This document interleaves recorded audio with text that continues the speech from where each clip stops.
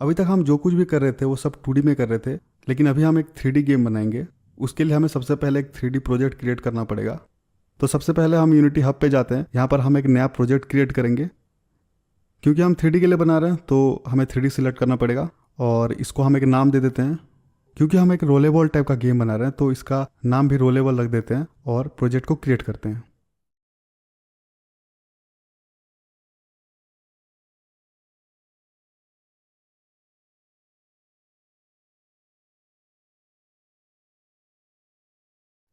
इसका इंटरफेस बिल्कुल वैसे ही है जैसे 2D में होता था, बस जो सीन व्यू है वो 2D की जगह यहाँ पर 3D है। सबसे पहले इसका लेआउट को चेंज करते हैं। हमने जो पहले सेव करके रखा था उसको सेट कर देते हैं। इसका रिजोल्यूशन को चेंज कर देते हैं क्योंकि हम पीसी के लिए गेम बना रहे हैं तो उस हिसाब से हम लैंडस्केप रखेंगे।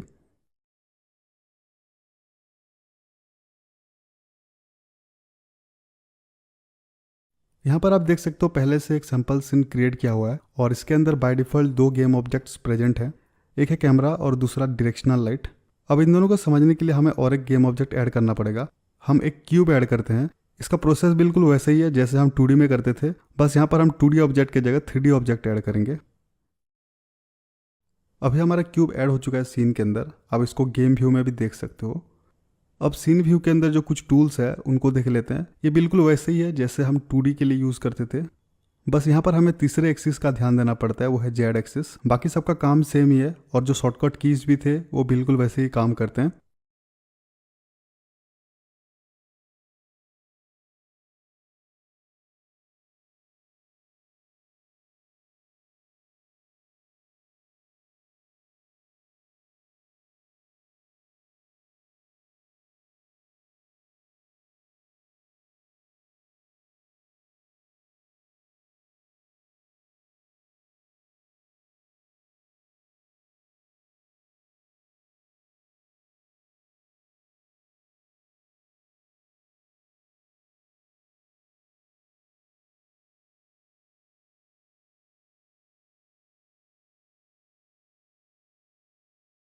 यहाँ पर और एक एक्स्ट्रा टूल है, वो है लुक अराउंड टूल।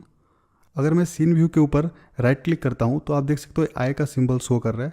इसके मदद से मैं सीन व्यू को अलग अलग एंगल से देख सकता हूँ। बेसिकली सीन का एंगल चेंज कर सकता हूँ और बाकी सब टूल बिल्कुल वैसे ही काम करते हैं। मैं चाहे कोई सा भी टूल यूज़ कर रहा हूँ, अगर मैं राइट क्लिक को होल्ड करता हूँ तो लुक अराउंड टूल एक्टिव हो जाएगा और मैं सीन व्यू को अलग अलग एंगल से देख सकता हूँ। और अगर मैं इसको छोड़ देता हूँ तो प्रीवियस जो टूल था वो एक्टिव हो जाएगा।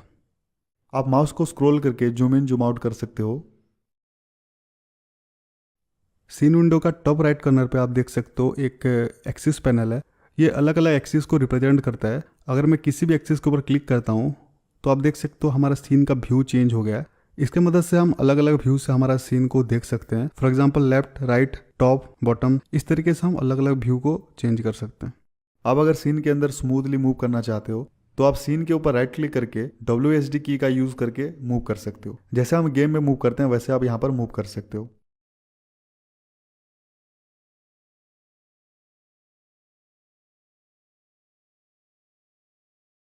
आप हायरार्की के ऊपर डबल क्लिक करके किसी भी गेम ऑब्जेक्ट के ऊपर फोकस कर सकते हो जैसे हम 2D में करते थे।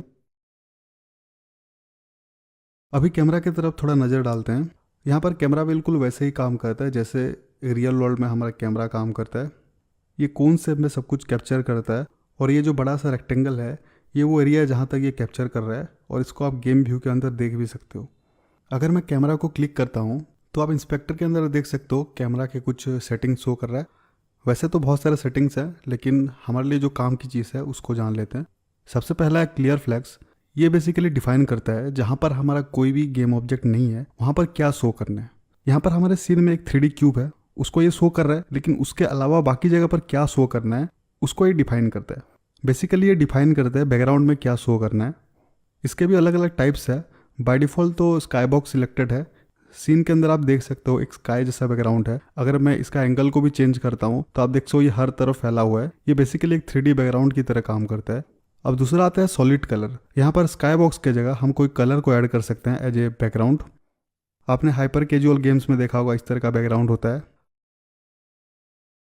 अब तीसरा आता है डेप्थ ओनली। इसका मतलब ये कुछ भी शो नहीं करेगा, जहाँ पर कोई गेम ऑब्जेक्ट नहीं है यहाँ पर ये ब्लैक कर देगा। और चौथा है डोंट क्लियर। ये थोड़ा सा अजीब सा है ये जो भी फ्रेम्स को कैप्चर करता है उनको डिस्ट्रॉय नहीं करता है, मतलब ये हर फ्रेम्स को साइमल्टेनियसली प्ले करता है।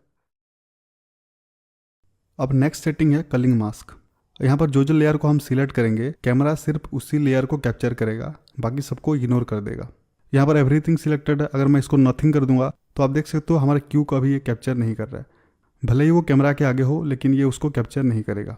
ठीक उसी तरह हम चाहे तो कोई स्पेसिफिक लेयर को चूज़ कर सकते हैं, जैसे कि हमारा क्यू अभी डिफ़ॉल्ट लेयर पे है, हम चाहते हैं डिफ़ॉल्ट लेयर कोई कैप्चर ना करे, तो हम सबको सिलेक्ट करके सिर्फ डिफ़ॉल्ट लेयर को अगर अनटिक करेंगे तो ये उसको सिलेक्ट नहीं करेगा। अब आता है प्रोजेक्शन। ये बेसिकली डिफाइन करता है किस तरीके से हमारा कैमरा सीन को कैप्चर करेगा। जनरली हम पर्सपेक्टिव यूज़ करते हैं 3D के लिए और ऑर्थोग्राफिक यूज़ करते हैं 2D के लिए। फील्ड ऑफ व्यू के मदद से हम कैमरा को zoom in and zoom out कर सकते हैं। अब आता है क्लिपिंग प्लेन्स। ये बेसिकली डिनोट करता है कहाँ से कहाँ तक हमारा कैमरा सीन के अंदर कैप्चर करेगा। यहाँ पर आप जो छोटा बॉक्स देख रहे हो ये है नियर प्लेन, यहाँ से कैमरा कैप्चर करना स्टार्ट करेगा।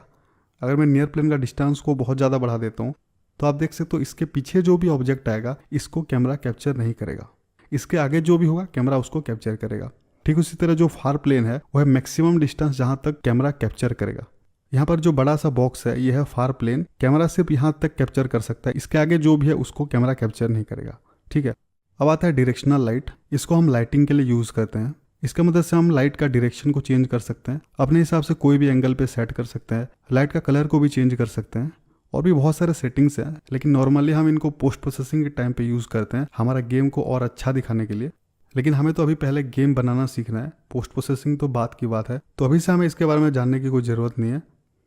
अब आई थिंक आप 3D सीन को लेके काफ़ी फेमिलियर हो चुके हो। अब हम रेडी हैं 3D गेम बनाने के लिए। सबसे पहले मैं सब कुछ रिसेट कर देता हूँ जो भी हमने चेंजेस किया था। अब अगर डिस्कार्ड चेंजेस के ऊपर क्लिक करोगे तो रिसेंटली आपने जो भी चेंजेस किया है वो सब रिसेट हो जाएगा।